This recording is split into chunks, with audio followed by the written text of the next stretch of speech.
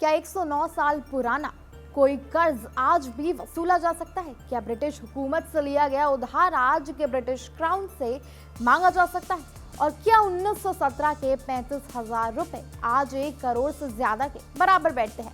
मध्य प्रदेश के सीहोर से जुड़ी एक कहानी किसी फिल्मी स्क्रिप्ट से कम नहीं है। बात है साल 1917 की, जब भारत में अंग्रेजों का शासन था।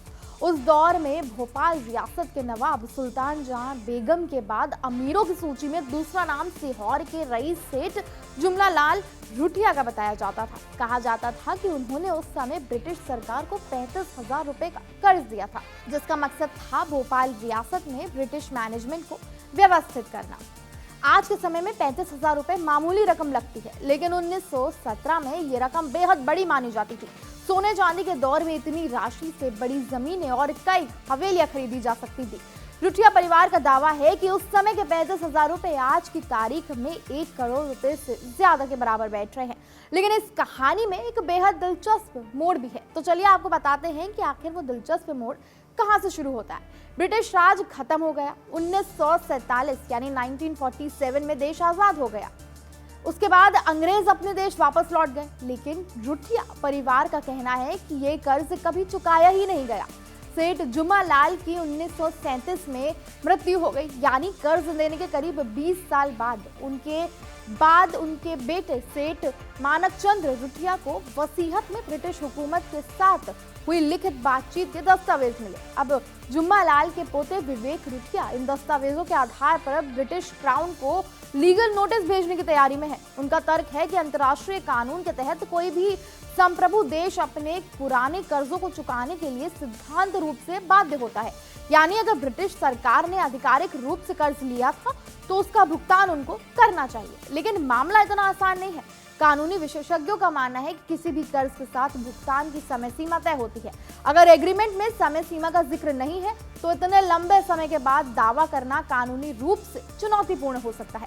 Advocate GK. उपाध्याय का मानना है कि लिखित दस्तावेज के आधार पर नोटिस तो भेजा जा सकता है, लेकिन अदालत में इसे साबित करना अलग बात होती है। रुठिया परिवार की कहानी सिर्फ कर्ज तक सीमित नहीं है। कहा जाता है कि सेठ मानक चंद्र रुठिया के समय में शहर की 40 से 45% आबादी उनकी जमीन पर ही बसी हुई थी।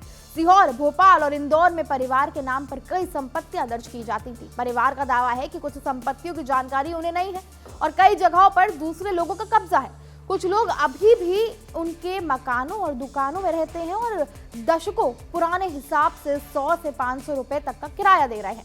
यानी एक तरफ 109 साल पुराना कर्ज है, वहीं दूसरी तरफ सैकड़ों एकड़ जमीन और संपत्तियों का उलझा हुआ इतिहास। ये कहानी उस दौर की है जो याद दिलाती है कि जब व्यापारी वर्ग रियासतों और अंग्रेजी हुकूमत के साथ सीधे आर्थिक लेन देन करता था।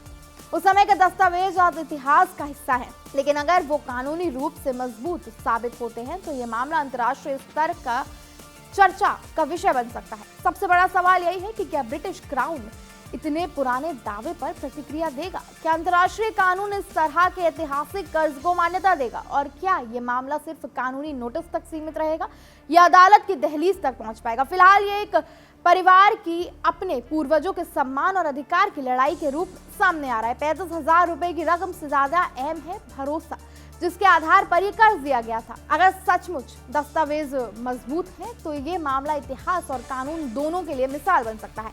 कहानी अभी अधूरी है, नोटिस भेजा जाना बाकी है, जवाब आना बाकी है, लेकिन इतना तय है कि 1917 की ये गूंज 2026 में फिर सुनाई दे रही है। कभी कभी इतिहास चुप नहीं रहता, वो वक्त आने पर अपना हिस्सा जरूर मांगता है।